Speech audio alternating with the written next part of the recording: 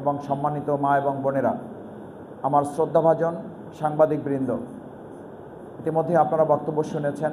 আমাদের ভাইয়েরা গুরুত্বপূর্ণ কথা বলেছেন। সালাতুল মাগরিবের সময় খুব বেশি নেই। সময় থাকলে আমাদের শহীদ পরিবার সহ আরও অনেকের কথা শুনতে পারলে আমাদের জন্য ভালো হতো। আজকে আসলে আলোচনার সময় না, আমরা দোয়া করার জন্য মিলিত হয়েছি। তারপরও আমরা কিছু আলোচনা করেছি। আশা করি আল্লাহ সুবহানাহু ওয়া তাআলা এই আলোচনাতে বরকত দিয়ে আমরা জুলাই এবং আগস্টের চেতনাকে লালন করে একটি মানবিক বাংলাদেশ গড়তে পারবো ইনশাআল্লাহ।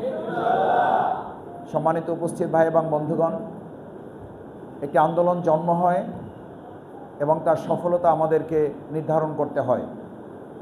আপনারা জানেন, আমাদের এই প্রিয় মাতৃভূমি বাংলাদেশ, আমরা 1971 সালের মুক্তিযুদ্ধের কথা বলি। এটি যেমন আমাদের মর্যাদা, সম্মান এবং গৌরবের, পাশাপাশি আমাদের মুসলিম উম্মার জন্য এটা অত্যন্ত গর্বের। We have nicely glorious past. আমাদের আন্দোলনের এই ইতিহাসটা, আমাদের আন্দোলনের আরও ইতিহাস আছে। আমাদের আন্দোলনের ইতিহাস হচ্ছে বদরের যুদ্ধ। জা আল হক ওয়া জাহাক আল বাতিল ইন্নাল বাতিলা কানা জাহুকা। আমরা সেদিনই সত্য মিথ্যার পার্থক্যের যুদ্ধে সত্যের পক্ষের বিজয় আমরা সেদিনই নির্ধারণ করেছি। আবার শেষ একটা পর্যায়ে গিয়ে এই সত্য মিথ্যা, ন্যায় অন্যায়ের লড়াইয়ে অবশ্যই সত্যের বিজয় হবে ইনশাআল্লাহ।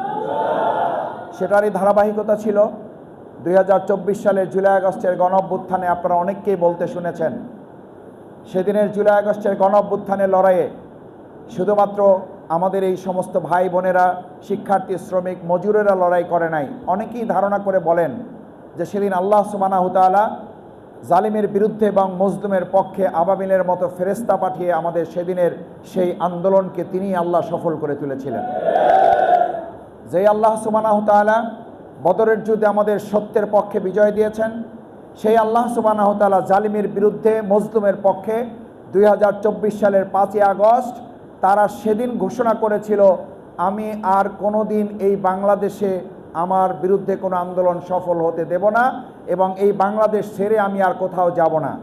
কিন্তু আমরা লক্ষ্য করেছি এই বাংলাদেশ ছেড়ে তাকে যেতে হয়েছে, আন্দোলন সফল হয়েছে। এখন আবার তিনি যখন বাইরে গিয়ে বলেন, এই ফ্যাসিস্ট শেখ হাসিনা, যে আমি আবার বাংলাদেশে আসতেছি।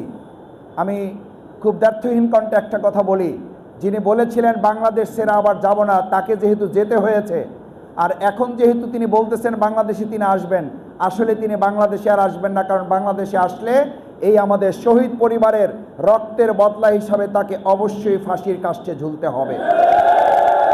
আমি এই জন্য একটা প্রোগ্রামে বলেছিলাম, আপনার কষ্ট করে আসার দরকার নেই, বাংলাদেশের জনগণই আপনাকে একসময় নিয়ে আসবে এবং আইনের কাঠামোতেই আপনাকে ফাঁসি কার্যকর করবে।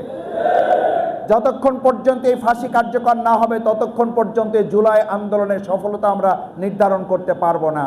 কারণ শেখ হাসিনা কোনো ব্যক্তি না, শেখ হাসিনা একটা রিজিমের নাম। শেখ হাসিনা ব্যক্তি না, শেখ হাসিনা একটা ফ্যাসিস্টের আচরণ নাম।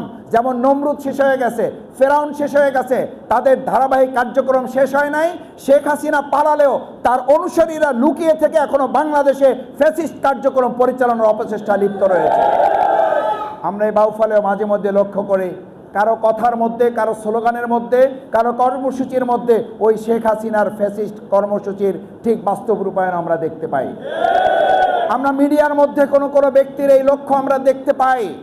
বাংলাদেশ জামাত ইসলামীকে 1 আগস্ট 2024 সালে আমাদেরকে নিষিদ্ধ করা হয়েছিল। 5ই আগস্টকে শেখ হাসিনা সহ শুদ্ধতার অনুষঙ্গ শুধু না, বাইতুল মোকাররমের ইমাম শুদ্ধা তাদেরকে পালাইতে হয়েছিল। আমি খুব বিস্ময়ের সাথে লক্ষ্য করি, আরে ভাই, এখন জামাত ইসলামীকে আমার নতুন করে সংসদে একজন পার্লামেন্ট মেম্বারকে বলতে শুনেছি যে জামাত ইসলামীকে নিষিদ্ধ করার জন্য তাদের নাকি প্রস্তাব করতে হবে। আমি বলি, শেখ হাসিনা এবং 14 দল মিলে 1 তারিখে ঘোষণা করছে, 5 তারিখে পালাইছে, মাঝখানে সময় কয়দিন? 4 দিন। আপনারা তার চেয়েও কম সময় হাতে রেখে তারপরে এই চিন্তা ভাবনা করেন। কারণ জামাত ইসলামী জলে ভাষা কচুরিপানার মতো কোনো সংগঠনের নাম নয়।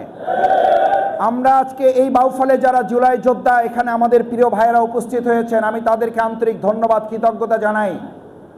ঢাকায় আমরা যেমন আন্দোলন করেছি, বাউফলে আমাদের এই ছোট ভাইয়েরা আন্দোলন করেছে। এই বাউফল আমাদের 7 জন শহীদ হয়েছে। আমরা আল্লাহর কাছে দোয়া করি এই 7 জন শহীদ সহ অসংখ্য প্রায় 1,500-এর অধিক যে সমস্ত ভাই বোনেরা শহীদ হয়েছেন, আল্লাহ তাআলা তাদেরকে জান্নাতুল ফেরদাউস নসিব করুন। আহত জুলাই পঙ্গুত্ব বরণকারী ভাইয়েরা এখন পর্যন্ত সুস্থ হয়ে উঠতে পারেন নাই, অথচ এখনই আমরা লক্ষ্য করছি কোথাও কোথাও বর্তমান সরকারের আশকারায় সেই জুলাই যোদ্ধাদের নিয়ে কেউ কেউ অশালীন মন্তব্য করার দুঃসাহস দেখাচ্ছেন। একটা কথা পরিষ্কার বলি, যদি সরকার না, সরকারের আরো অনুষঙ্গ কেউ যদি এই ব্যাপারে জুলাই এবং আগস্টকে অপমান করার চেষ্টা করেন, তাহলে জুলাই শুধু 2024-এ শেষ হয় নাই, এই 2026 সালে যেমন জুলাই আছে, 2027 সালে জুলাই আসবে, 28 সালে জুলাই আসবে, আবার জুলাই আগস্টের মাধ্যমে নতুন কোন ফ্যাসিস্ট মাথাচাড়া দিলে তাদের ব্যাপারেও সিদ্ধান্ত নিয়ে তাদেরকেও প্রতিরোধ গড়ে তোলা হবে।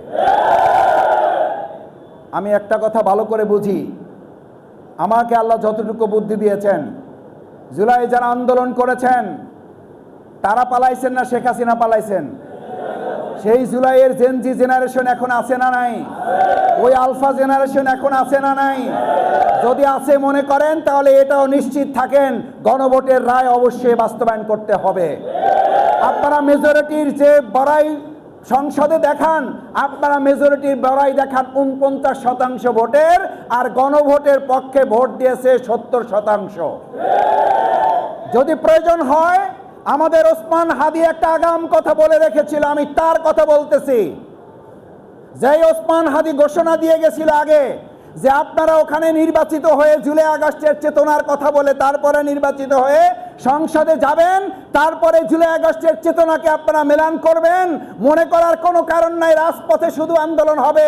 এই রাজপথের জনগণ প্রয়োজনে সংসদ ঘেরাও করে আপনাদেরকে পেটানোর সিদ্ধান্ত নেবে।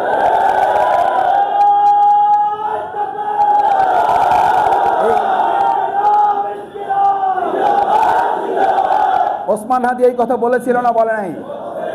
এই লক্ষণ আমরা এখন দেখতে পাচ্ছি। আমরা বর্তমান সরকারকে বলবো ওই লাইনে হাইটেন না, ওই রাস্তায় যাইয়েন না, পরিণতি আমাদের কারোর জন্যই ভালো হবে না। এই শহীদের রক্তের বদলা নেওয়ার জন্য অবশ্যই গণভোট বাস্তবায়ন করতে হবে। জুলাইয়ের প্রত্যেকটা অক্ষর দাড়ি সেমিকলন সহ বাস্তবায়ন দেখতে হবে।